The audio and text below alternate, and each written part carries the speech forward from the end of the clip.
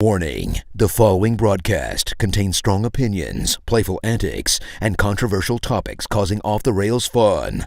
Chances for being offended are higher than average for sensitive people. Viewer discretion is not advised. Live a little and have some fun.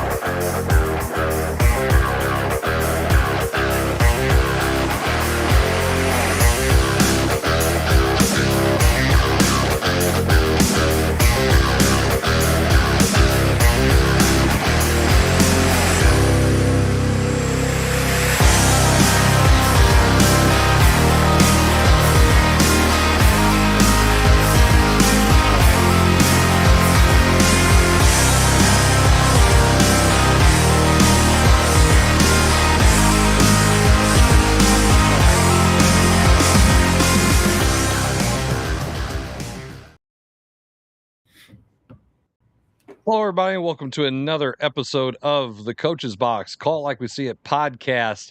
There was some kind of issue again with Facebook and our channel loading up to it, so I kind of caught it right at the last minute. So we might have a late start there on Facebook, but either way, guys, it's episode 260. It's been a few of these. And it feels like it's been forever since I've seen you guys. Well, not Jason. I saw him this week. But guys, how are we doing tonight? I'm doing great. It's great weather. It's back to spring weather. Baseball's going. The Cards are on their way to 91 wins. It's been a good week.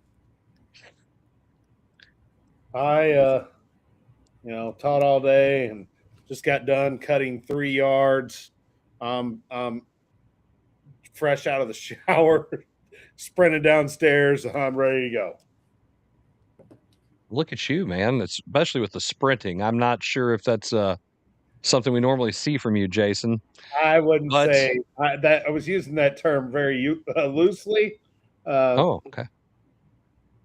But understandable. Yeah.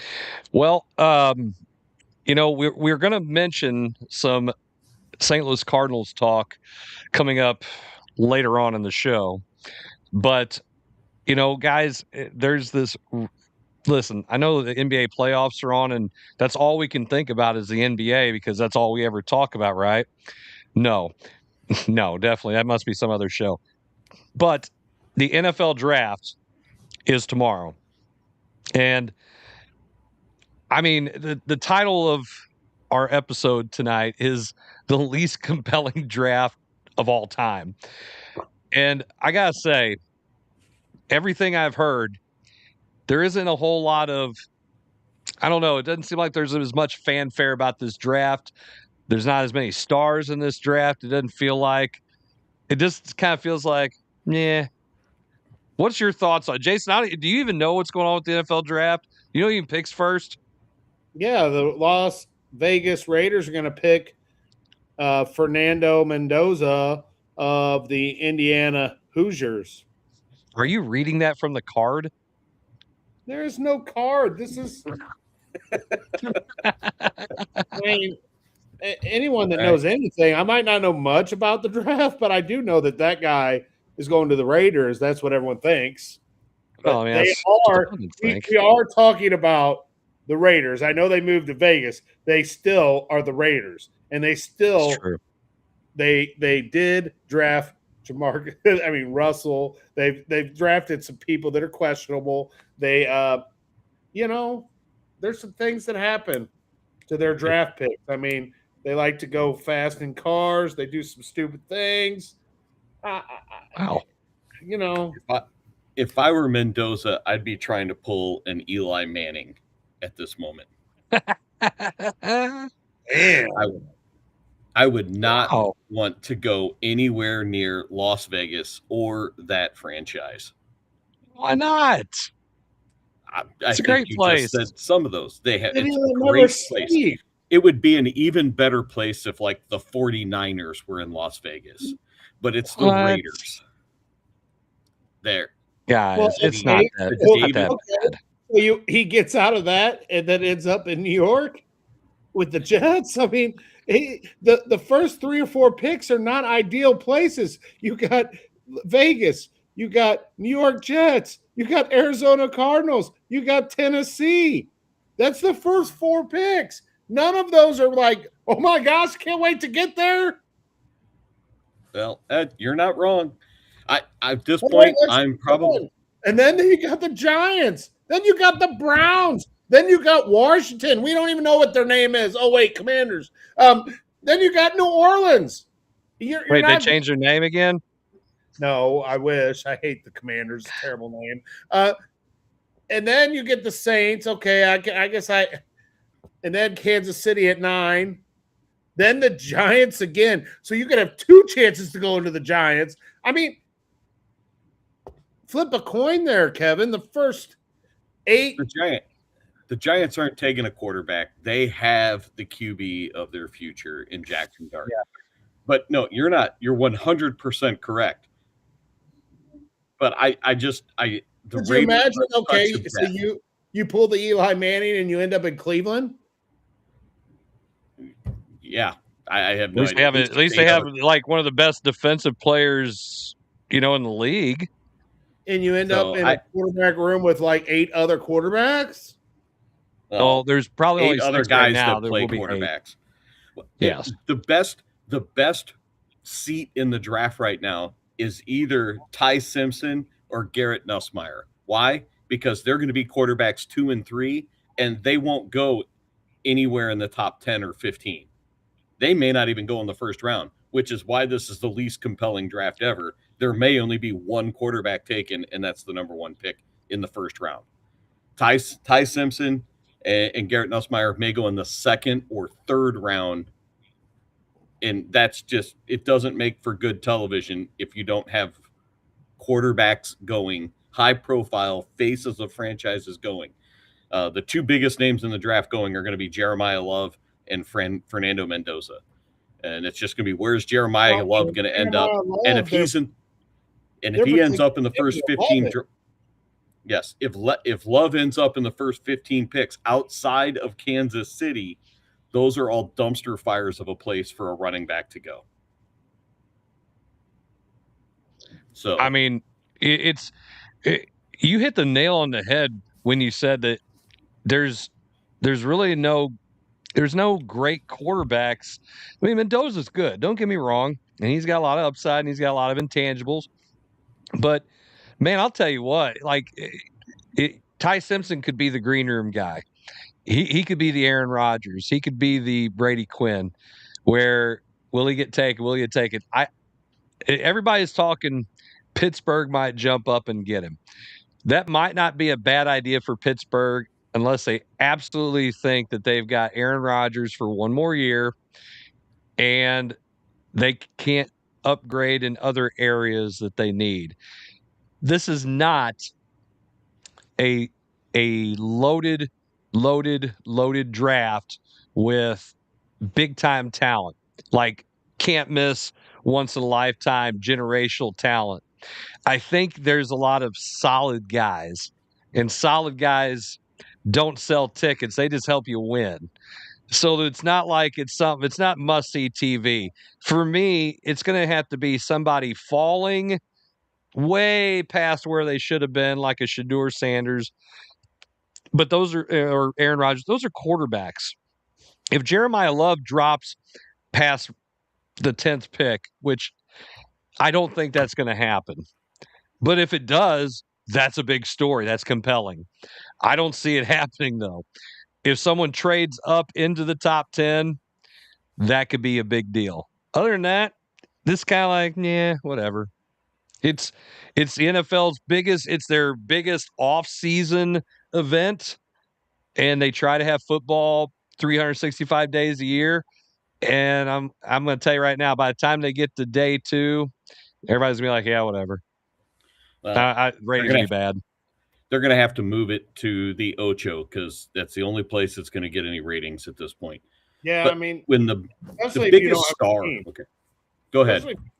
Especially if you don't have a team like us. Yeah, I mean, like St. Louis. I mean, I could care less. Yeah. I wonder that this changes a little differently, and like Vegas isn't really a hometown type of team either. It's a tourist city type of thing. But when your number one name in the draft was a backup quarterback at Cal Berkeley 2 years ago, you know you're in some trouble. Troy Aikman said it really profoundly on, I can't remember what show he was on. Quarterbacks need to have 50 high-end starts before they're ready to play in the NFL. And that 50 starts could be in college or in the NFL it starts. That's when they're really good before they get better. That's like, you got Brock Purdy had a bunch of starts at Iowa State, which made him more prepared for the NFL. I don't think Mendoza's prepared to be an NFL quarterback. He hasn't had that many. He had one really good year of starts, and I think half a year at Cal Berkeley. So what is that? That's 18 starts. I don't know if he's ready to be an NFL starter for another 2 years. Is he just going to get beaten down in Vegas? Garrett Nussmeier might be the closest one that's ready to start in the NFL because he has the most starts at LSU. He has more than I think Ty Simpson does at Alabama. So, did you hear about his physical that they did on him for the draft? Apparently they found a cyst on his spine that made it to where he was having he was in just discomfort all the time, and they found it. It's amazing with all the money that LSU's thrown around, and Kelly couldn't. So I wonder maybe why his quarterback struggles. Probably because he wasn't healthy. How about that? Maybe do like an actual physical. I think he's supposed to have a non-invasive procedure to remove it, but I saw that and I'm thinking, what? How do you miss that? You're LSU. If it was Southeast Missouri State, maybe. I don't know. No dissing my alma mater, but this is LSU. I think LSU has a pretty reputable med school. I would have thought that a CAT scan could have caught that at some point. I mean, I don't know what scan you give to catch those things. I'm not a doctor, and no, I don't play one on TV. But I do think that LSU probably should have caught that. You didn't stay at a Holiday Inn last? Holiday Inn Express. Yeah. No, you figure if he's got any discomfort, you're going to go throw him through a battery of tests somewhere because you have everything at your disposal. Nobody thought that, hey, he's having back discomfort. Let's go have a CAT scan done. You would think. Another thing about this draft that's, as I can see that Jim Powers is watching. Thanks, Jim. We're doing fine. There's going to be a lot of guys from Ohio State that probably get picked really early, and I will tell you this: it's amazing that those guys are all getting picked early, and they didn't win a national championship, did they? No, they didn't. No, so out there. A lot of defensive players other from Big Ohio Ten State. team. They probably won't. Yeah. They probably won't show up to the draft either. Kind of like Jim doesn't show up to the show. Oh man, we're not going there. Bada bing. So, are there? Go ahead, Kevin. Go ahead. Are they going to say that there could be 3 Ohio State defensive players drafted in the top 10? Is that what I've heard? I've read in places.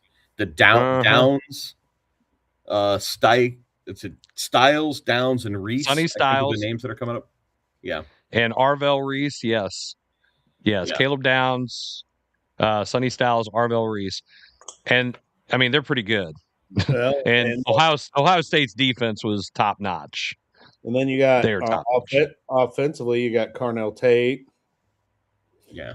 Trying to think of who else on the offensive side. That's Carnell Tate's the only one that popped up. We said Caleb Downs, right? Defense. Yes. So there's not enough star. I mean, even in a really good Ohio State team, there's just not enough star power that you can remember enough names to do this. There's going to be a lot of really good pros that come out of this draft, but not a lot of elite pros that come out of this draft. I mean, I mean, they could, but Yeah. Yeah. GBT says that Ty Simpson is going to Alabama. I'm like the kids, so I figured I'd just do what they do. Wow. And that's about how it goes. Chat GBT says Pittsburgh Steelers will take Ty Simpson at number 18. I think they picked 21, don't they? Maybe there's a trade. So. The when you say that, the entire thing also comes down to we don't even know who's going to be picking in the top 10 outside of Las Vegas.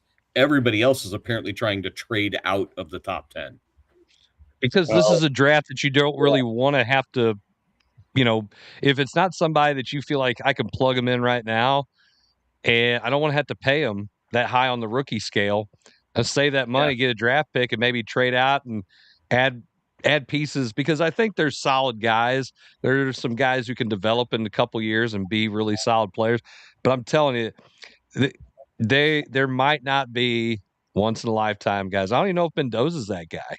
I do like his intangibles. I mean, I really do. But I think I'm going to say this. I think the guys from Ohio State have the better chance of being those elite players, probably more than Mendoza or Love, because they're just that good. You got their offensive tackle Markel Bell. That's another one they're saying. I'm just scrolling down my list of guys. That's the only ones.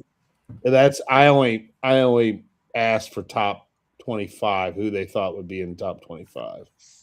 Zion Young is ranked 22nd in draft prospects. Zion Young from Missouri, so he's one of ours to kind of watch out for.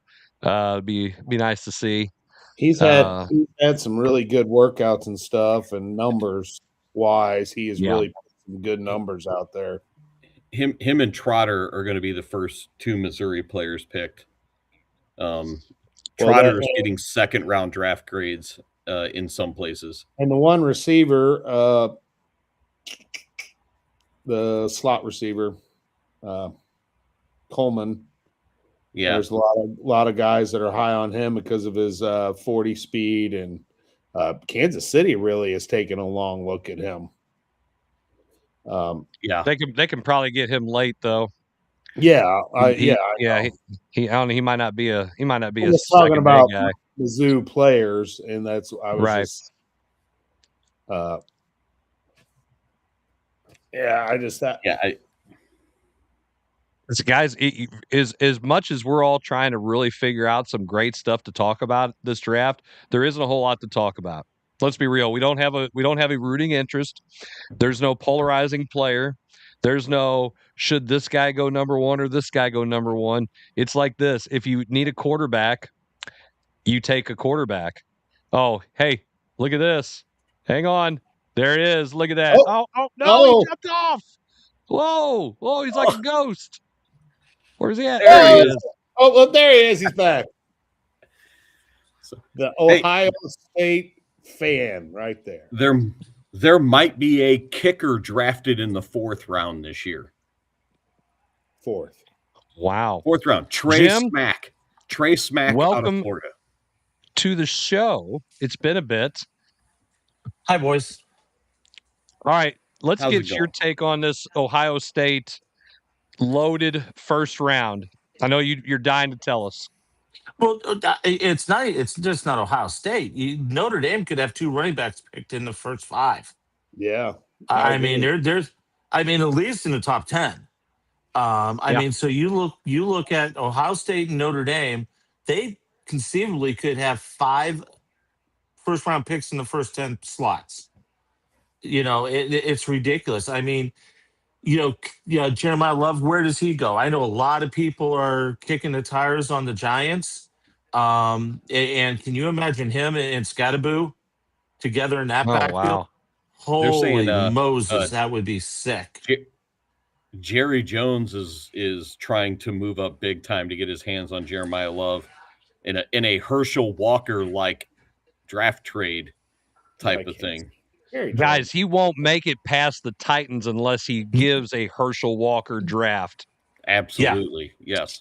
The Titans are going to take him if he's out there. He will not make it past there. That's one of those things. It's Tennessee needs a running back, and Pollard's not it. They're gonna draft him if he's there, unless you give up your kidney and the rights to your second-born child, and 2 first-round picks. Oh, and 2 first-round picks. And Jerry Jones is known to do stupid stuff like that. Yeah. Yes, he will. And definitely do something. He would. He'd give up Jerry Johnson. He'd give up Johnson's left kidney for that one. He'd give up his son. He'd trade his son as the general manager to get that. But no, I mean, you're right. Ohio State, their defense was probably the best in college football this year for the most part because of those 3 dudes. And there's a lot of conversation. I was actually driving from the airport down here in Dallas to where we've got our outdoor track and field championship, and was listening to an interview with 2 of the guys from Ohio State. And there's a lot of people that think they're going to go back-to-back picks. A lot of people think they're going to go for either 3-4 or 4-5. And then Downs is probably going to go about 7 or 8.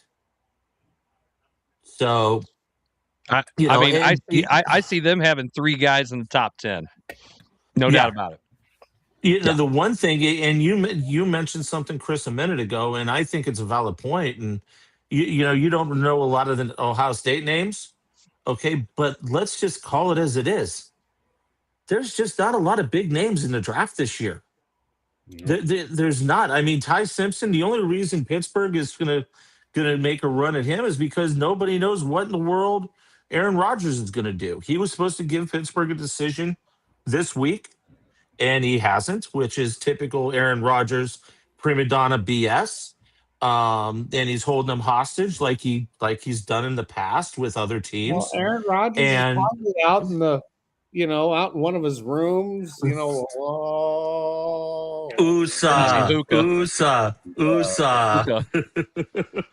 I mean, but yeah, I mean, it's just, there's a couple of edge rushers. I mean, they're both going to go. I mean, they just got pieces that are going to play in the NFL. Oh, absolutely. Well, absolutely. I think we can say it this way. Even I give you, they got pieces that are going to play in the NFL. One thing, I'm sorry, Kevin, go ahead. I was just going to say, there is enough defensive talent in here in this draft in some ways that this is a dichotomy of what the issue with this draft is if you drafted on talent alone, there wouldn't be a quarterback selected until the 3rd round. The dichotomy. Yeah.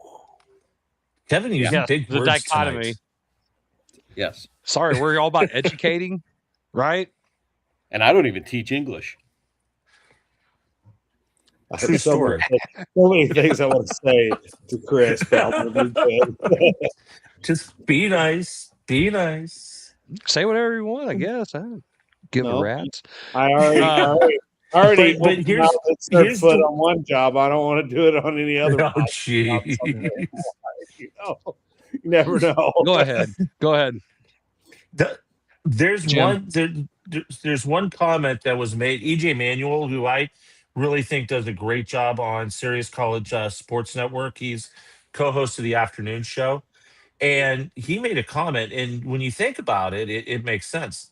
Right now, the Big Ten is a little bit ahead of the SEC, except in one area, the draft. SEC, heads and shoulders, has been way above everybody else. He thinks this could be the year that the Big Ten actually catches the SEC a little bit because of some of the talent. Not only, I mean, you're talking Menendez is going to go 1. We all know that. He's going to go to Vegas and probably flame out and, because Vegas is just a graveyard for quarterbacks.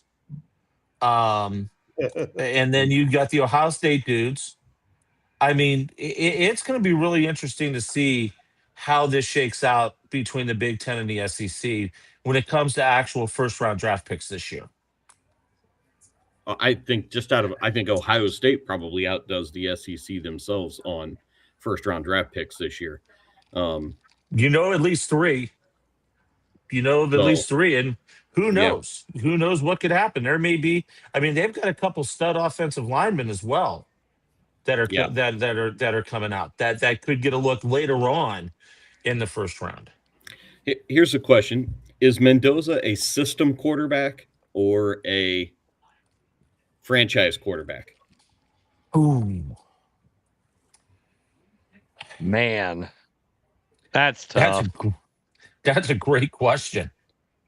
It really is. That's the best question we've had on this show. It's a dichotomy, isn't it? It's dichotomy. Bonus points if Jarvis knows what that means without looking it up. He's already typing it in, trying to figure out how to. He's trying to spell it. He doesn't know how to spell the doggone word. Jarvis, I acquiesce. With a D, don't it? It starts with a D. Listen, Jarvis, I acquiesce. We don't need to answer. Oh, here we go. I'm so glad I joined in for a few minutes here. Oh, so am I. Go away. Okay, Jim, to answer this question, I think here's my philosophy after watching Tom Brady's career. I know he's in a different stratosphere, but for the first few years, Tom Brady was kind of a system quarterback, right? I mean, he operated under Belichick's system, and he flourished. He didn't really have a lot of weapons, and he flourished. He made other guys better. And you could say maybe the same thing about a guy like Joe Montana. But then they both kind of created, like, hey, I'm gonna move away from the system. I'm gonna elevate my game past the system. I'm going to make the system even better because of my game, because of my intangibles getting to show through, not necessarily the arm strength, the legs, all the other stuff, the height or whatever that people are looking for. And I think guys can grow out of being a system quarterback in the right situation. I like maybe a Darnold. I don't know. I don't know if he has a chance. Then you got a guy like, what's his face? Like from Buffalo. Why am I blanking all of a sudden? Josh Allen. Josh Allen. I don't think Josh Allen's a system quarterback. I think he's a quarterback that just plays quarterback.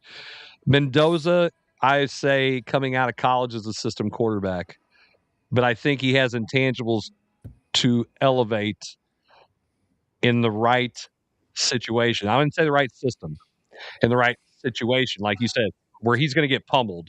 So what they need to do right now is let Kirk Cousins get destroyed and be a good dude to Mendoza, which I think he is a good dude.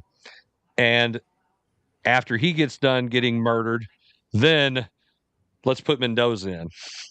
Like when we start having pieces that we can put around him to protect him or throw to. Good idea, in my opinion. No, I tend to agree with you, Chris. I think he is more of a system guy that can create in the right situation, in the right scenario. I don't know if Vegas is the right fit. I mean, is he the best quarterback coming out? Yes, absolutely, 100%. Vegas is going to get him, and it's just not a good scenario. It's not a good system for a rookie quarterback, especially. I think there is upside to Mendoza. I think he can do a lot of cool things. I think he can make people better around him. But has Las Vegas or even the latter years of Oakland, have they ever surrounded a starting quarterback? It's almost like the Cleveland Browns. The Cleveland Browns have had quarterback after quarterback after quarterback, but have they ever given him weapons to be able to do anything? Absolutely not. I think it's the same scenario in Vegas, and I think he's going to last there 2-3 years, and he's going to do the rookie minimum 3, and then boom, there it is. They're going to try and unload him for the next nice shiny toy that may come out in a couple years. Two things here. One, it's hard to be a system quarterback when you don't have a system, which is Las Vegas. Yep. All right. You're just a guy who turns around and there's nobody to do any hand or throw to or whatever. And then 2, he might be the next Sam Darnold. He'll just flame out wherever he's at. He'll go to a place that has a system and turn out to be pretty darn good. Once he gets those 50 starts under his belt, like what Troy Aikman mentioned earlier. Mm-hmm. So I agree. I still think Garrett Nussmeier will be the best quarterback that comes out of this draft when it's all said and done. Wow. I struggle with that. I really do. Hashtag 91 wins. Hashtag Garrett Nussmeier. Stop. Hashtag we've talked way too long about a draft that ain't got much to talk about. Kevin, that is a great decision. Well, boys, I just wanted to stop in and say hi real quick. Oh, you just did it because I gave you a little. Yeah, that's true too. But anyway, no, if I've got a track meet, I've got to get ready for it, all that stuff. So, but I just wanted to peek. Good to see you, Jim. Boys. Hey, I love the hat, by the way. You got to get me one of those, a sack hat. I'll get you one. That's awesome. Don't just forget. Don't just get Jason one. I'll wear that thing too.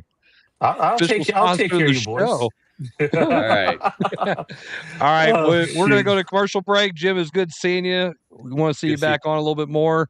And we'll see you in 2 weeks. Absolutely. We come back from commercial break. We got St. Louis Cardinals talk. You're watching the Coach's Box.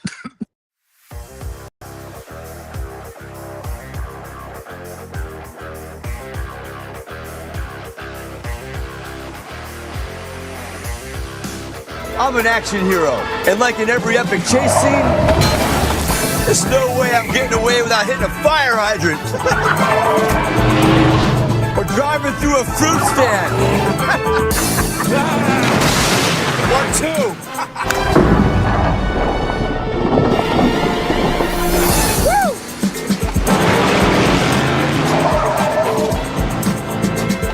2. Looking good. Road closed? Not today.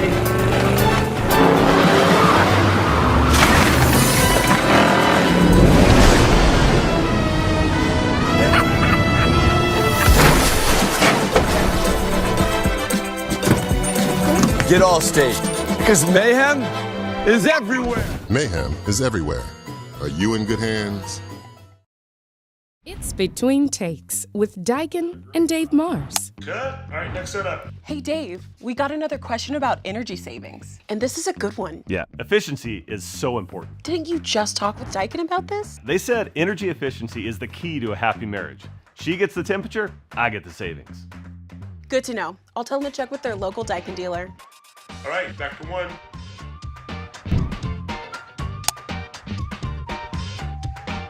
Give Home by SMCI a call today at 636-337-4444 or email them at service@homebysmci.com. Check out Elite Collectibles, now with 2 locations.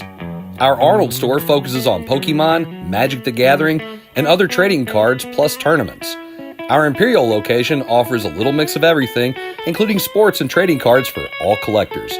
And don't forget, we host consignment auctions every Tuesday. Stop by, hang out, and see what you can pull at Elite Collectibles, now with an Arnold location and an Imperial location.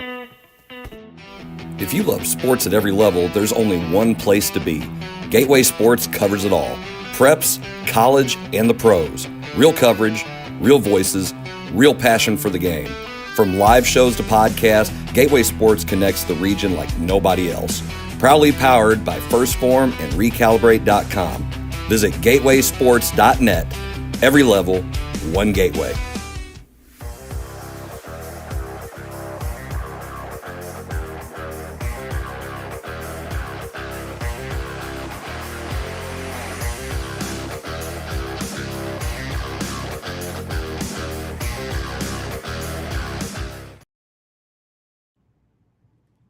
All right, everybody, welcome back to the Coach's Box. Call I See It podcast. Trying a little different view right here.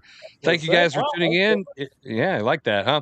If you are watching our show, hopefully you're live. If not, you're watching it on X. You're watching it on Facebook for a little bit until Zuckerberg says he's ran out of space at his data center, or you are watching us on YouTube.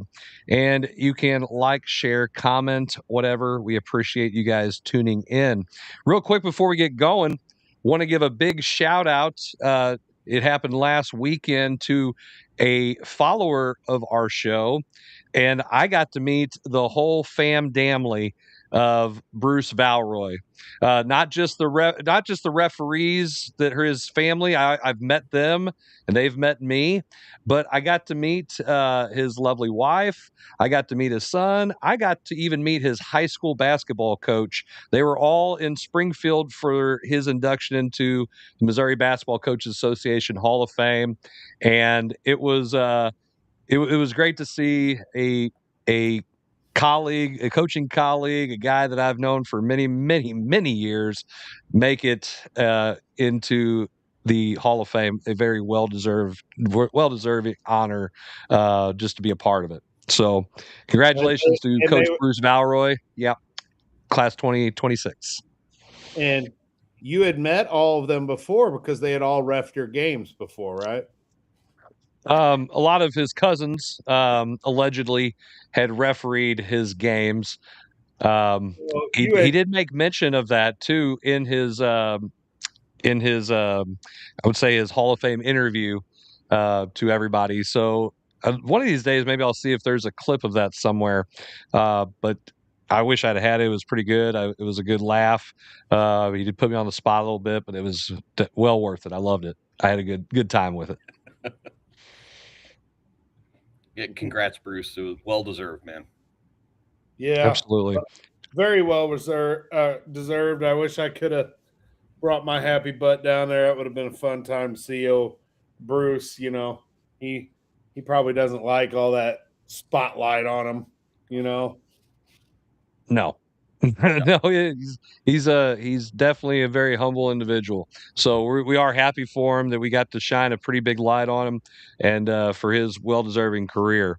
And you know, hey, when you're there that long and you have that many wins, I mean, it's 40 years, just about 40 years in one place, and it's where you went to high school. So pretty awesome thing, really was. I will say this: talk about being in one place right now. I did not see the Cardinals being in the place that they are in the standings. Kevin, I'm going to let you roll with this one right now because you are the optimistic one of all of us when it comes to the St. Louis Cardinals. So talk a little bit about the Cardinals and the start of their season. I haven't done the math yet, but they are on pace to win more than 91 games at this point. And it's because of their offense that they're getting the wins that they're getting. I think 14-10 after today.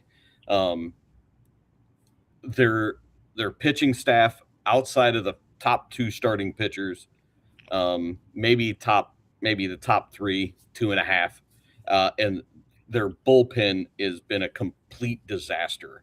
The bottom half of the rotation, their bullpen. I can't think of one bullpen pitcher that if I saw left, I wouldn't be upset with.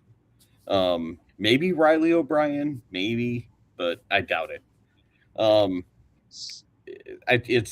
It's going to be the thing that keeps them from getting there, but they're still going to get there. They have some kids that are developing into stars at this moment. Jordan Walker is becoming the player that we all thought he was going to be 2 years ago, but he needed time to develop into it. JJ Weatherholt is becoming a star. Mason Wynn doesn't have to be the guy anymore because there's other names around him. Nolan Gorman's going to hit 25 bombs and hit 215 on the year, which is fine. I'll take it. And Burleson is just being the veteran in the room after what has he been in the major leagues? 5 years, and he's the veteran in the locker room. So whatever they're doing it right offensively. They just need to get the bullpen figured out for the long haul. Yeah, the bullpen sucks for the most part. I mean, except JJ Romero and O'Brien.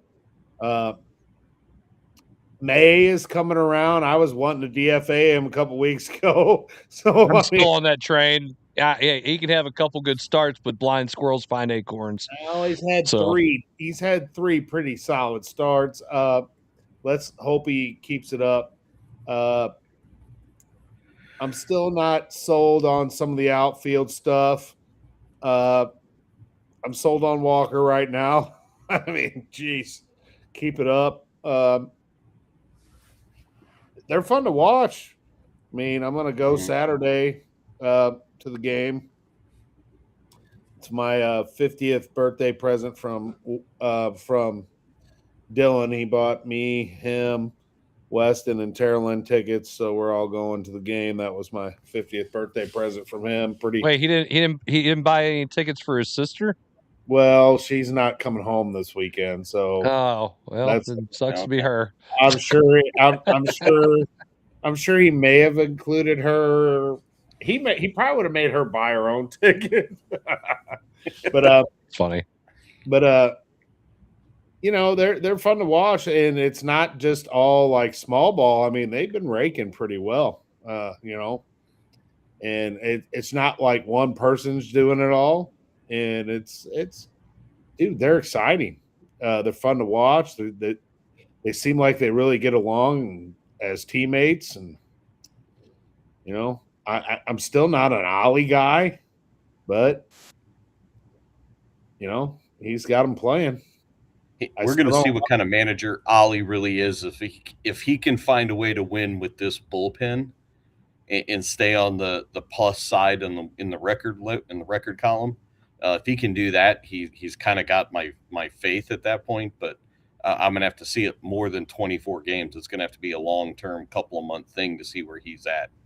Well, we're going to kind of be in a dilemma, I think, if they keep winning, because it kind of changes the whole dynamic. If you're still winning come trade deadline, it's kind of a whole different situation than what it was, because this was rebuild, and then, oh, holy crap, we're here. What do you do? I mean, I think you can still move pieces, and the thing about like relief pitchers that have some upside, you can move those guys if they have if they're expiring contracts or have maybe 1 or 2 years. You can move if a guy has the rest of that year and one more. You can move them instead of having to try to pay them, or they have some arbitration years. You can move those guys and not lose your core. You don't want to trade off your core unless you have to. Something that I did notice, because I always try, if I don't catch the game, I always try to see the box score, because nobody gets the newspaper to look at the box score. Is there something that you guys on not when they rest dudes on the 3rd day or the 4th day of a series game? Do you notice how the lineup looks? Do you notice something? There's a pattern that it doesn't happen a lot, but they have it with their regular everyday players. I'll give you the not today's game, but I'll give you the lineup against the Marlins on the game that they won. You can't lose a series of the Marlins, by the way. All right. Weatherholt, Herrera, Burleson, Walker, Gorman, Wynn, Church, Pagas, Scott. Left, right. All the way down. All the way down. You hit. I mean, when you're looking at the as bottom, a manager, you go left. You go left 9-1. That's other than that. Right. That's and that's I mean, that's like a dream lineup to where you could just say we don't have to worry about facing the lefty that they bring in because you got the 3 batter minimum against 2 of our guys and you're playing the splits. That's why I think you just throw your lineup out there, the same lineup, 85% of the time, like that lineup, I don't like Pegas in there, but that's another story. But if you can get 8 of your guys going left, right, all the way top to bottom, it's great. And I think that allows that takes care of your splits, that takes care of all that crap. But then, man, I'll tell you what, the reason I think that Walker is able to have some success is because you've got Weatherholt's hitting a little bit. Look, I'm not a guy who likes 229 batting averages. I hate it. But eventually, I think law of averages, I think Weatherholt will bump up a little bit. Herrera should hit closer to 300. But Burleson's hitting, 270. Okay. Walker has started to kind of slip a little bit, so they gave him the day off. And then you got Gorman right behind Walker. So you can't throw all this trash to all these guys because you're going to screw up and run a fastball. When you do, they're going to rake it. And I think that's what's happening. They're getting some timely hitting because you can't throw the trash the entire time. You've got to throw a fastball, and they're probably sitting on a fastball from these guys. So one of those guys between 2 and 5 is going to get a really good pitch, and they just have to hit it. And when they do, good things will happen. Kevin, you're a baseball guy. Tell me I'm wrong. You're not wrong. And I did talk about when I talked about how I thought Walker was becoming the star that he thought he'd be 2 years ago. He has had a little bit of a slip. The real key to Walker will be is can he get himself out of it, because he wasn't able to do that in previous years. If he can get himself out of it and stay and get back on course, and it's about consistency with Jordan Walker. If he can remain consistent, actually, it's going to be consistency for this entire lineup, because they're going to have days where none of them is hitting, and you'll have days where all of them are hitting, especially in the left-right. It's like you just need 1 or 2 to really kind of carry the lineup on those days. You just can't be all out or all in. I love the way they go small ball. I love the way they go. They don't just wait for the long ball, but it is there this year. Herrera's going to hit a ton more than what he has to start the year. I think he spent a lot of time focusing on the catcher position in the offseason, and you can see some improvement there. I think but I'm with you. I think you just got to put the lineup in and let them go, let them eat, let them do their thing, and spend more time trying to work around wiggling through what you got available in arms to get through it. I'm still of the belief our best bullpen arm is in the starting rotation in Kyle Leahy. And I think if they can find a way to find another starting arm, Leahy goes to the pen where he's way more valuable to this team.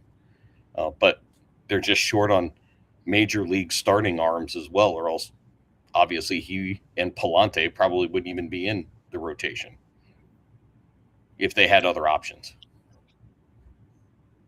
Well, I think what would probably benefit them the most, I agree with about Leahy. I think you might just take a couple of those guys when you can get into May, and you just throw them out there from AAA and see what pitchers and see what they can do. And maybe you luck out, kind of like you thought McGreevy would be okay, but you didn't think he'd be as serviceable as he is. All the analytics with McGreevy, he's terrible. Analytically, he's terrible, but he gets it done. So at the end of the day, maybe you run into some luck like that, where it's like, well, this guy does okay. Let's see what he does against some major league hitters. I think the other thing, Pegas is. I think you got to decide if you want Herrera to be a catcher, and if you do, then you need to go and figure out a way to get a guy who can hit a little bit as a DH. He doesn't have to be a Schwarber. He doesn't have to be a guy who's, superstar, because you're going to have to give up too much for him. But you need to find just a solid guy that you can play at DH, and you might be able to play first. You might be able to play a couple different positions. But you know what? He's a DH. And that way you can either lock him in there, or you put Gorman there and get a fielder who can hit. And I just think we got to move on from Goss. I'm just not a fan of him. He's not a good catcher, and he's the worst starting hitter we have. If you're going to be as bad as what Pagasa is behind the plate, I'd rather see Pozo play. They're about the same catcher, and I think Pozo can hit a little bit more. But Chris, I think you were right when you're talking about the rotation. We have to see Quinn Matthews or Tink Hintz at some point get starts in May and June. If we're just going to get average starts from 4 and 5, let's get average starts for somebody with a higher ceiling. Yeah, once you get into May, and then that way the clock hit isn't so terrible. But if you're playing this young core, why not let those guys be a little cohesive with these guys, because they're going to be a part of whatever you're trying to build, and if they're not, then move on from them. Just say, okay, well, we're just going to do something different. You might look to see some of those younger arms in the bullpen at some point. There's been some talk about moving Tink Hintz as a high leverage bullpen arm to kind of use him more often and save his arm long term.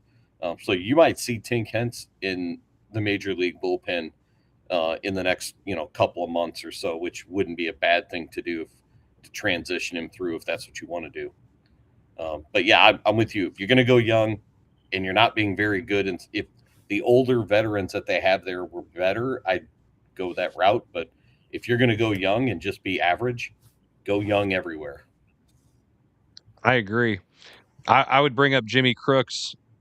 Yeah, that was going to be let him. Yes, I didn't know if you were going to go there, Jarvis, or not, but I think go ahead. I'll let you take that one. Well, why not? I mean, what are we going to watch these two other average catchers? If you're not going to play Herrera at catcher full time, just put him at DH and bring the young pup up. We're young everywhere else. What the hell does it matter? I mean, if he's raking that much anyway, why not? All these other teams do it. I these other teams bring these phenoms up, and now we got JJ here, and he's not doing too bad, and Crooks looks like he's the part. Just do it. We got other catchers that are pretty good in our farm system anyway. I mean, screw it. Crooks looks last year like he could catch at the major league level without a problem. Yes, and Yachty's working with these guys. Get him up there. Yeah. In fact, the number 3 Cardinals prospect is a catcher who's at high A. That's Rodriguez. what I'm saying. Reinel Rodriguez. And he's supposed to be, I think, maybe even better than Crooks before it's all said and done. So, and then they got the guy at Double A who's supposed to be pretty good as well. They've got enough catchers. Get the logjam out of the way. Get Crooks up here. Get the 2 beer league looking players out of the way, and go from there. Yeah, I mean, I get rid of Pajes. Sorry, I mean I like the dude, but get rid of him. Keep Pozo or whatever, and this Pereira's a DH. Be done with it. I mean, I'll tell you what I want to see, guys. I mean, go ahead. Sorry, you're fine. I mean, Gorman's playing every day. Just Pereira's your DH. Be done with it. Well, you can bring up Crooks and have Herrera catch or Crooks catch, or they can switch or whatever. Maybe Crooks can play first. Yeah. Maybe it's easy to play first, right? I mean, it's incredibly difficult. Oh, well, see, I'll tell you what's incredibly difficult here too. Have you seen the Double A pitcher that the Cardinals have? And I guess I missed this for whatever reason. Yeah. Huh? The guy throws with both arms. Yeah. Gerangelo Saintcha or however you say it. Yeah, that we got with Seattle or whatever. Yeah, they got him in the Donovan trade. Yeah, I forgot about that guy. Who went on Donovan went on the IL too, I believe. Yeah, that sucks for him. But I didn't start him this week. Yeah, I'm not even in a fantasy league. He's been pretty lights out in fantasy too. I mean, I'm looking at. I just happened to decide. Let's take a gander and see how our our pitchers in the lower levels are doing as far as starters. Not great. I'm all the way down into Double-A right now. Liam Doyle's at Double-A, 3 starts. He's got 9 earned run average. That was our first round pick. I think he'll be fine. He just came out of college, so he's got to adjust to this a little bit. But the guys that can swing a little bit, you got to play them. And I don't see any reason why you can't throw Crooks out there and say, all right, we can get something better from him. Hell, Blaze Jordan's having a great year. He came over from Boston. You said something, I think. I said he's lighting it up too. Oh, yeah, he is. There's such a delay on this. I hate not being live because then we can all hear each other when we talk. But even the Baez kid, I mean, he's hitting okay. He's got 4 home runs. I mean, there's guys that you can play. The problem is going to be pitching. I mean, at the end of the day, I think we can all agree that they have a chance to win some games. Will the pitching hold up? Will the guys who are dependable in the bullpen, will their arms fall off because they have to be used all the time? That's realistically, if they stay healthy, it's going to be the pitching. And if they can't stay healthy, then it's the wheels of the wagon will fall off. It's just the way it is. There's going to be a lot of 10-9 ball games. Yeah. And that just going to tell you how good of a manager Ollie is in order to minimize damage. How many innings can I get out of this guy without just wrecking my pen? And then situational stuff, or do I have the right lineup out there?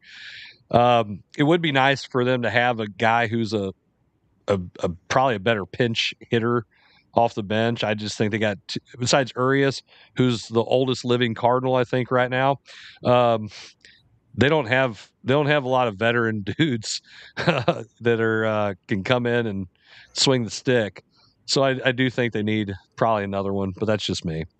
Final thoughts on the Cardinals here. We're hoping that they do really well, especially when Jason goes and watches them in person. Because if they don't play well, he's gonna be mad, and then have to listen to him piss and moan about it.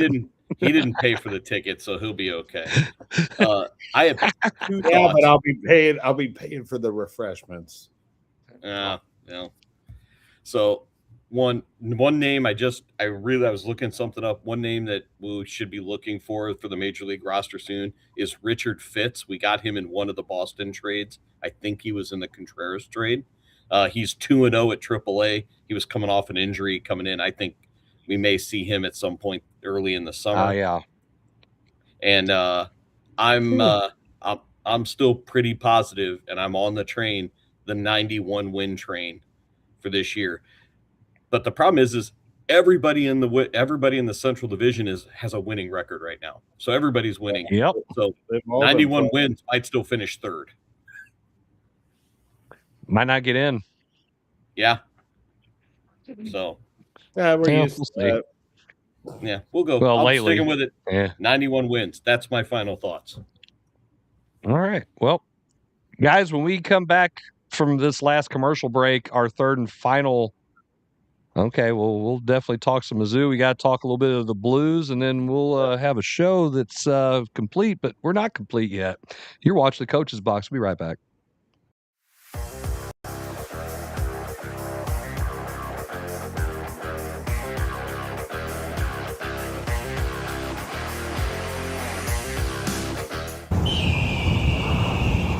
I'm a big rock.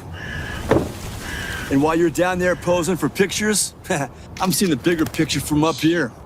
And this little birdie's telling me it's time for this rock to roll. Photo bomb! And if you don't have the right insurance, this can really flatten your savings. Awesome. So get Allstate, save money, and be protected from mayhem. Yeah, like me. Mayhem is everywhere. Are you in good hands?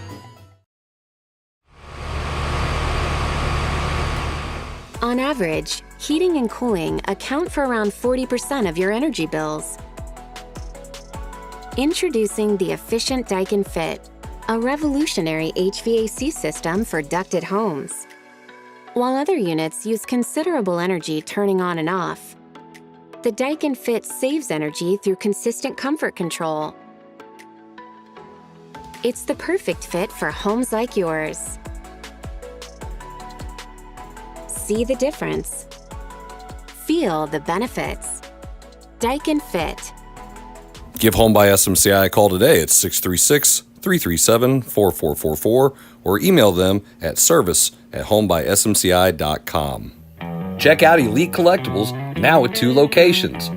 Our Arnold store focuses on Pokemon, Magic the Gathering, and other trading cards plus tournaments. Our Imperial location offers a little mix of everything, including sports and trading cards for all collectors. And don't forget, we host consignment auctions every Tuesday. Stop by, hang out, and see what you can pull at Elite Collectibles, now with an Arnold location and an Imperial location. If you love sports at every level, there's only one place to be. Gateway Sports covers it all. Preps, college, and the pros. Real coverage, real voices, real passion for the game. From live shows to podcasts, Gateway Sports connects the region like nobody else. Proudly powered by First Form and Recalibrate.com. Visit gatewaysports.net. Every level, one gateway.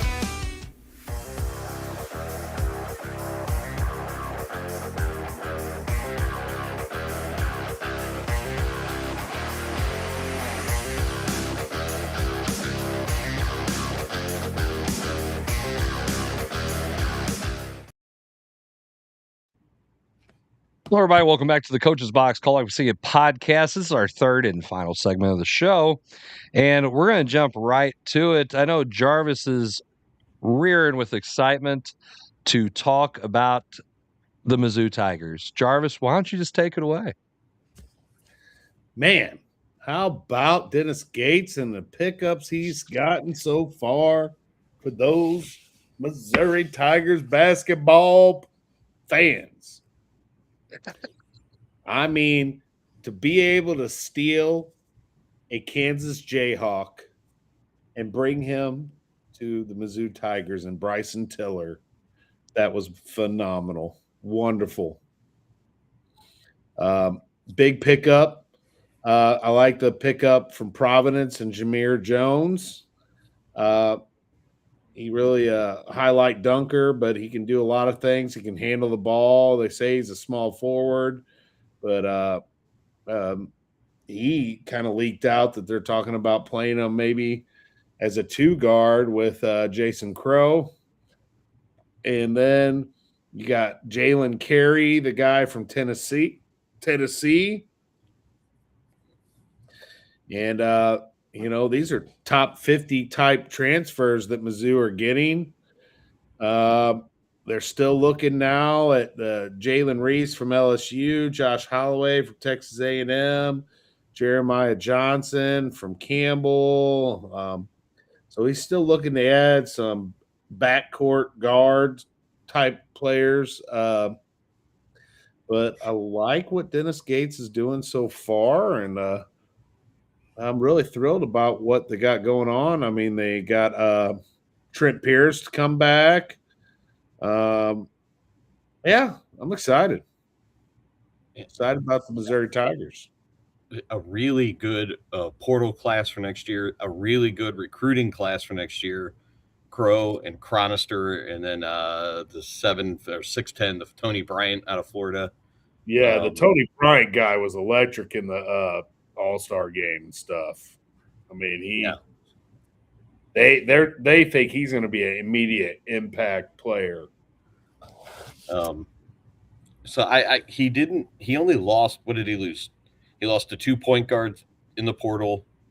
J.O. Barrett is now going, I think, to Vanderbilt. We heard that earlier today. Yeah. T.O. T.O. Barrett. J.O. Yeah. What am I talking about? T.O. Barrett. So I he only lost 3 or 4, just 2, maybe 3 that played a bunch of minutes. Crew is in the portal looking for his another year of eligibility. But anybody else they lost didn't play a whole lot of minutes. So he returns his core, a lot of his core back.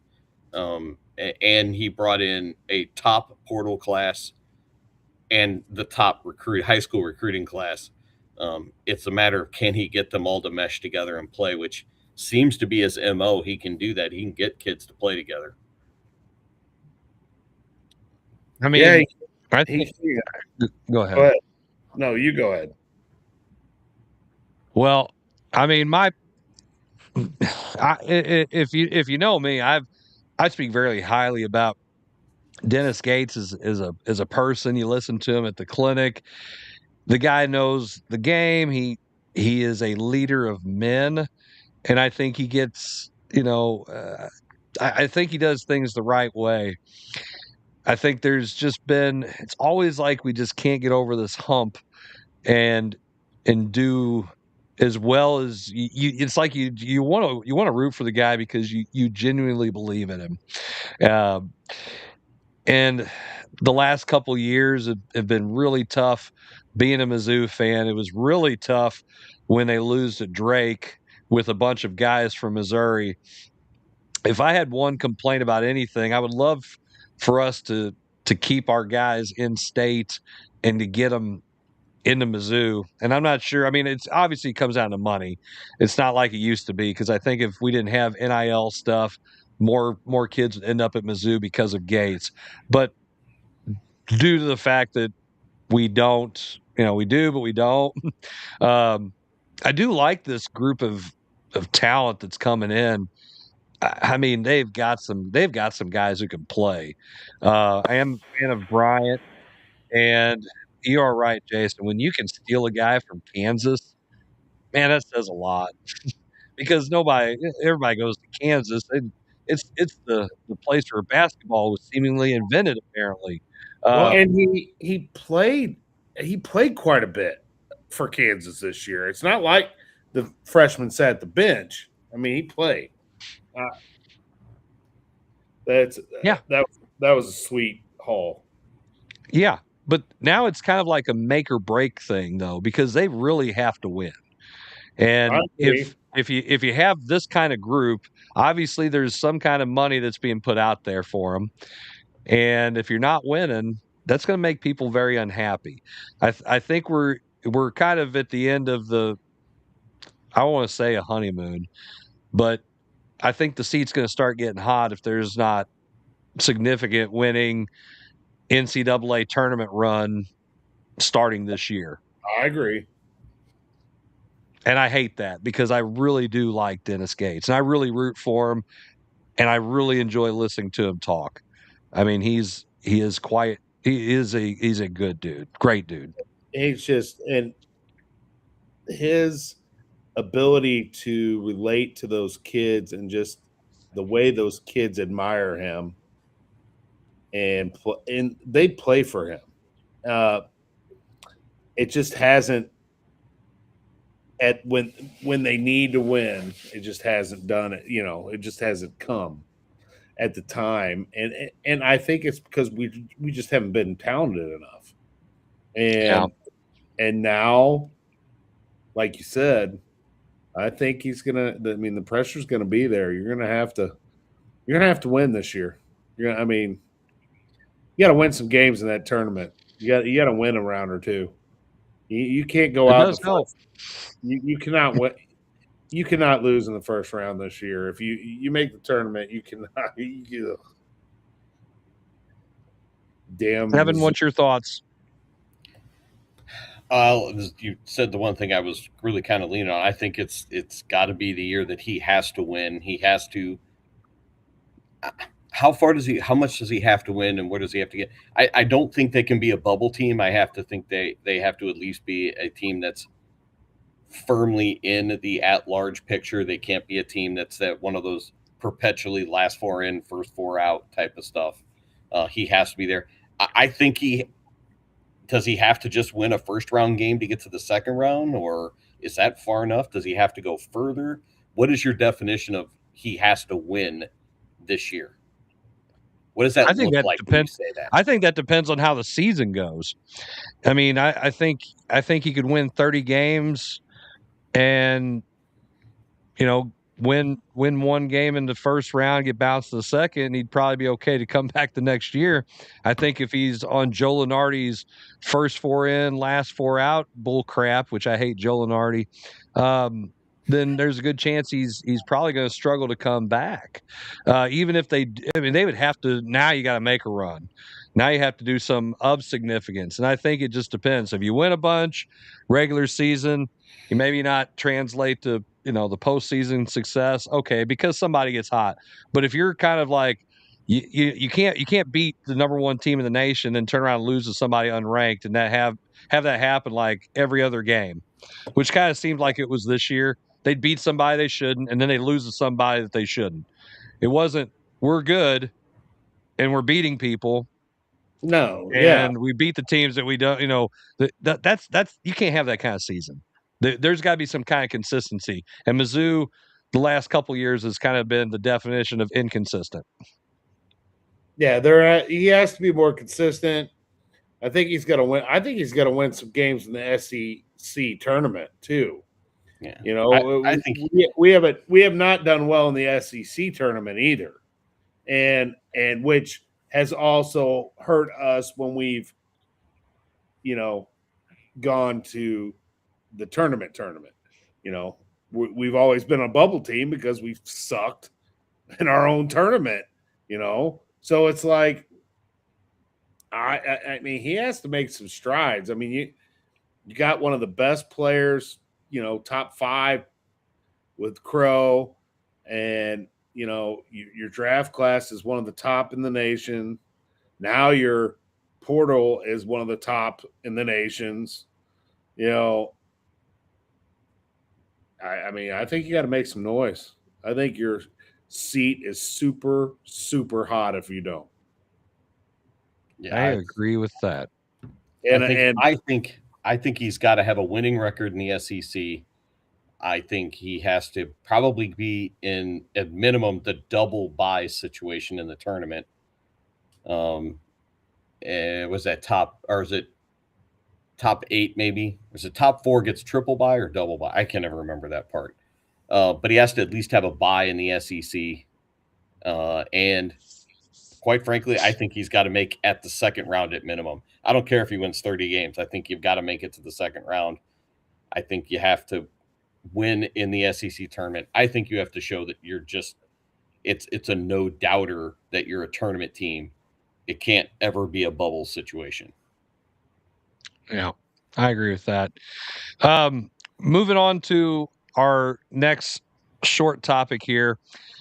Guys, the Blues didn't make the playoffs. I don't know if anybody realized that or not, but our St. Louis Blues, well, they didn't get a chance to go to Game 7 with Winnipeg this year.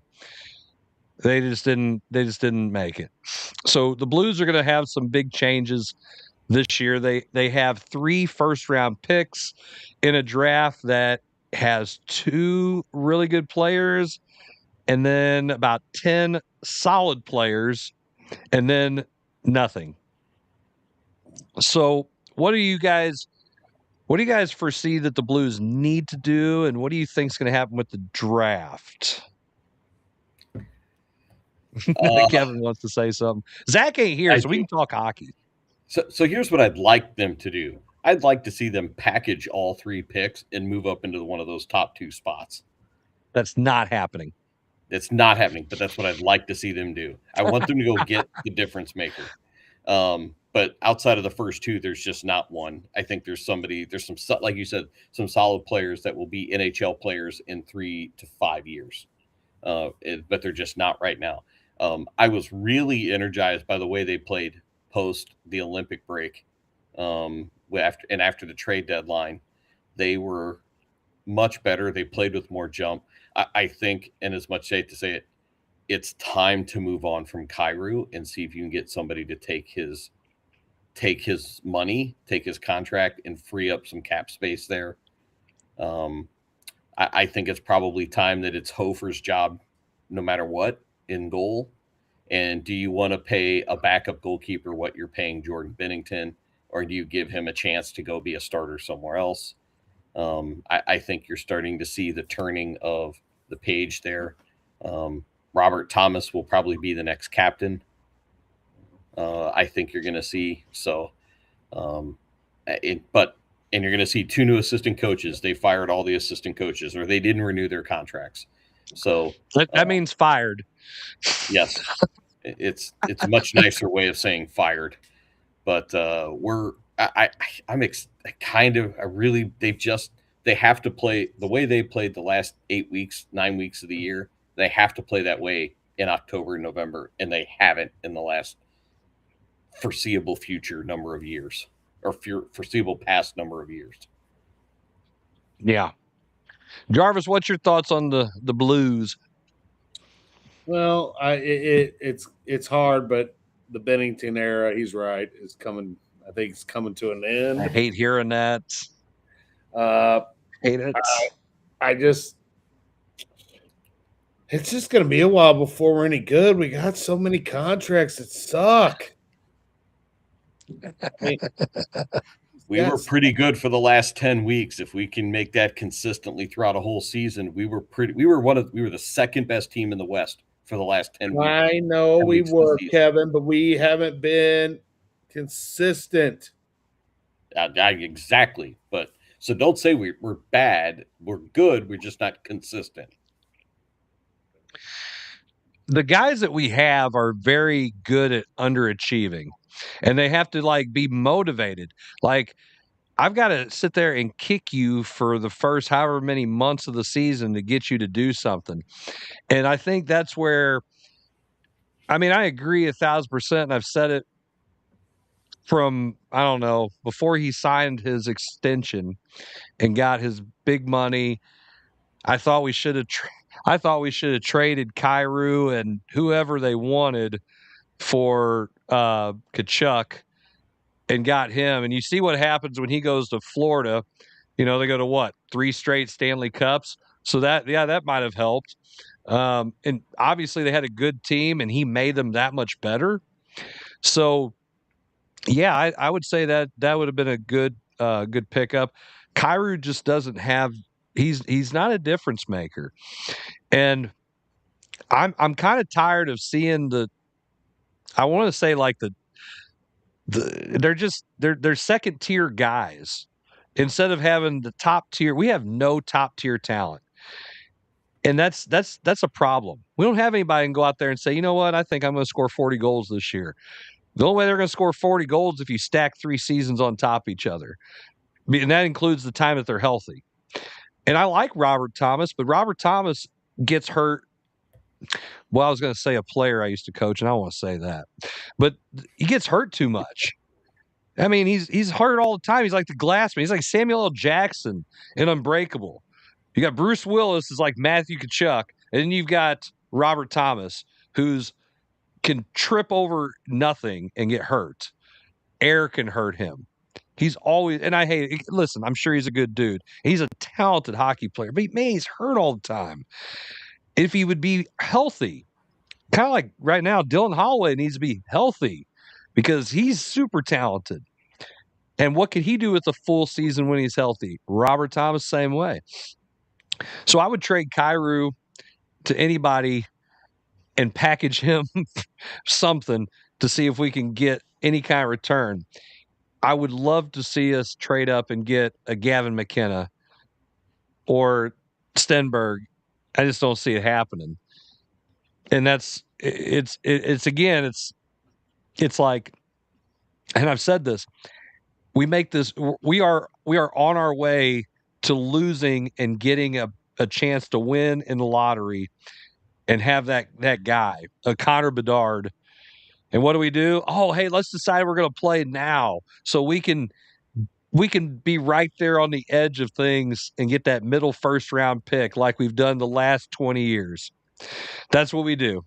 We're going to get the middle outside the year we win the cup. We're going to get the middle pick in the first round every single year because we're not good enough to make a deep playoff run, but we're not bad enough to finish dead last and to get the high pick. I mean, we've only got the number one pick one time since I've been alive, and we blew that pick. So there you go. Story of the Blues every year.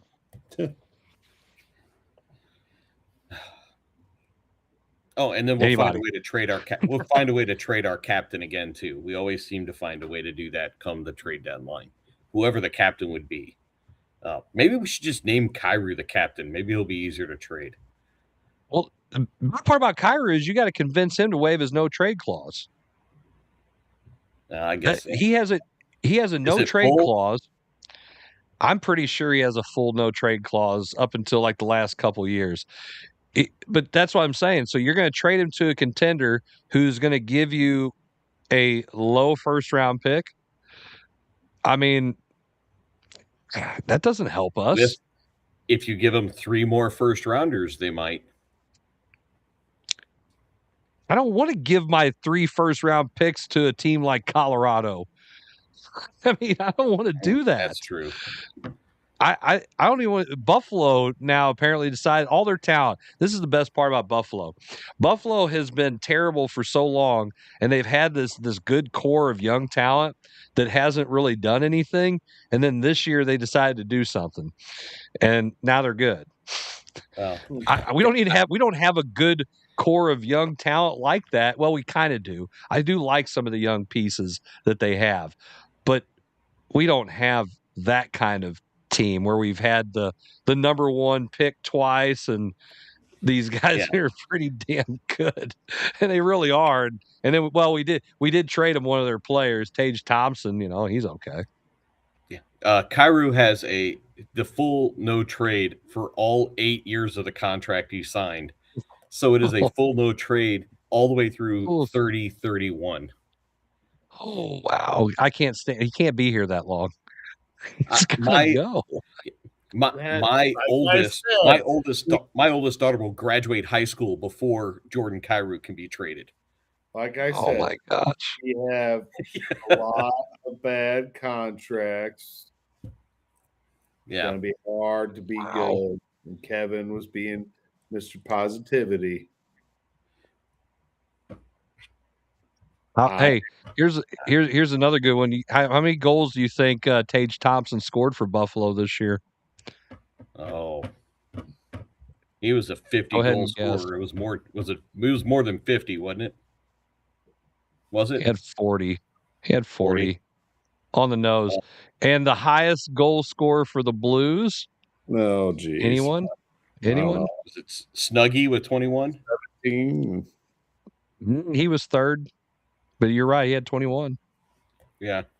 Let's see. Would be not Booch.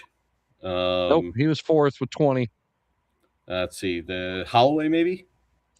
Holloway had 22. Second. Wow. Who am I thinking? It wasn't Robert Thomas, was it? It was Robert Thomas. 25 goals. And we yelled at him to shoot more all year. How about this? Thomas played 64 games. He had 64 points. Holloway played 59 games. He had 51 points. Snuggerud, so this is Snuggerud's first full year, right? Yeah, absolutely. Yes. Yeah. He had 50 points, I think, didn't he? He had 51 points. He played in 70 games. Here's a guy who's garbage, but we decided we're going to re-up him. Booch, 81 games, and he has 48 points. Kyrou, 72 games, he had 46 points. He's a complete waste. There's no possible way that he's not. There's no way. I mean, and I'd be trading as many of these guys, these older guys, as I could. I want to play Dvorsky. I want to play Snuggerud. I want to play Holloway and Thomas and put those guys all together. I mean, this is ridiculous. Come on. That's just, we don't have top tier talent. That you can't compete in the NHL. You might luck in and scoot your way in, but when somebody else has Connor McDavid or Jack Eichel or Nathan McKinnon, just every team has You a mean- dude. We don't you mean have a our dude. Our guys don't match up to them? Not a bit. Hey, guess who else has a full no trade clause for the next 3 years? Parayko. Buchnevich. Yeah, I know, because we re-signed him.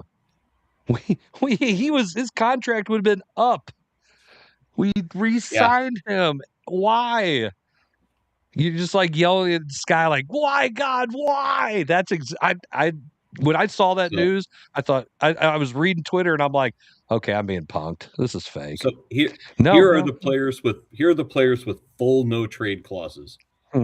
Robert Thomas through 30-31, Kyrou through 30-31, Buchnevich through 28-29.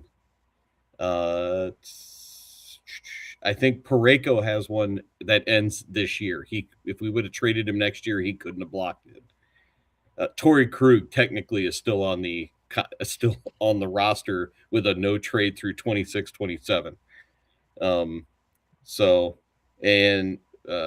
Bennington has a modified no trade clause. He has a 10-team no trade list through the end of 2027. Guys, I mean, all those guys who have full no trade clauses must have went and partied with Armstrong and saw him do some weird stuff, took videos and pictures right before their deals come due and said, "Listen, full no trade clause or everybody sees this." I don't know why. I think Doug Armstrong did an amazing job to bring a cup to St. Louis, and something I never, ever thought I would see. And I think I have to wait another 50 years to see it again because we have deals like this because you're not winning with those guys. And I mean, you could have moved Kyrou before his no trade clause kicked in, and you'd been money ahead. And you could have got anybody. It seems like that would have done anything better. Look at this. We can't even match up to Dallas. They have 4 players who have more than 50 points, and one of them is a defenseman. Wow. Rantanen had 77. Wyatt Johnson had 86. Jason Robertson, one of the best players in the league, 96. They had 2 40-goal scorers. We don't have we got to put 3 guys together and stack them together. And that's just Dallas. I mean, everybody has a guy. We don't have a guy, not a single one. Dylan Gunther from Utah had 40 goals. They had 3 guys score 70 or more points. You can't win in the NHL without somebody who can get points. And our guys can't stay healthy, 2. And you can't score. You got to have 2. Because either they got to play on the same line or they got to play them on each line to make them better. Your 25 goal scorer has to be your second line centerman. And so right now, our best player is a second line centerman at best. Is this what Robert Thomas is? A second line centerman. I've said that since he came in the league. I'm like, well, he's good, but he's a second line. He's a second line guy. He's a top 6. He's a top 6, but he's not a top line centerman. Right. But we have a team. We have an entire organization full of top 9s. Yes, we have a whole roster full of 4 through 9 offensive players and 4 through 6 defensive players. We don't have a top pairing. Broberg might be a top pairing defenseman, I think. And if Parayko played the way he played at the end of the year defensively, but he's not. He has no offensive threat. He's still a number 3, I think. Well, it's kind of like this. If maybe Parayko got mad because we tried to trade him. I don't know. I mean, he's played better after he nixed that trade. Yeah. I'm not even mad at him doing it. Somebody gave him the no trade. He's allowed to say no. Yeah. But at the same time, it's like, hey, know when you're wanted. Or play better. How about that? Yeah, we paid you the money. Yep. How about you, do something about it? Well, guys, I think as Jason is yawning here, good Lord, cover your mouth on the camera. No. Just the mic. Stinking manners. I don't have Jeez. I don't know. Guys, I think we're going to call it a show for the night. Parting thoughts, final thoughts, shout outs, anything? No. Waiting. No. We gave our shout out earlier. We gave our shout out earlier to Bruce Valeroy. We need to do a live. We need to do a live show. Yeah, well, got to get everybody together for that. It's hard to do it. Well, Jim, everybody's all things. We'll try to figure it out pretty soon. We'll be getting to the summertime. Well, for all these guys here and the ones who aren't here, thank you guys for tuning in to the Coach's Box Call Like See It podcast. We'll be back in a couple weeks with another brand new episode. Until then, we'll see you guys all later. Have a good night. God bless.